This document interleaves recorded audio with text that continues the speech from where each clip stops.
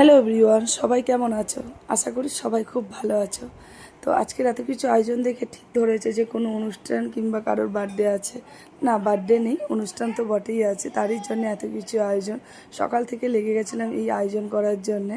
আজকে হচ্ছে আমার মিষ্টি সুন্দরী ননদিনীর জন্যে, যে হচ্ছে আমার মামা শ্বশুরের বড় মেয়ে, তারই জন্য আজকে এই আয়োজন। ওনার হচ্ছে আজকে আইবুড়ো ভাত আমি দেবো, আর ইনি হচ্ছে আমার মামি শাশুড়ি।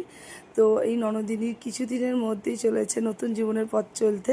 তো তারই জন্য আমি ছোট্ট করে একটা আয়োজন করেছি আমার ননদিনীর জন্য, যে ননদিনীকে একটা সুন্দর করে সাজিয়ে গুজিয়ে আমি খেতে দেবো। তো তারই জন্যে এইসব আয়োজন করা হয়েছে। কেমন লাগছে বলো আমার এই সাজানো গোজানো খাবারগুলো? কত সুন্দর করে সাজিয়েছি তোমরা দেখো। আমি তো খুব খুশি ছিলাম, কারণ সত্যি কথা আমিও প্রথমবার এরকম সুন্দর করে কারোর আইবুড়ো ভাত খাওয়ালাম। তো ফার্স্ট টাইম ননদকেই খাওয়ালাম। তো আমি তো খুব খুশি ছিলাম। তো দেখো এই এত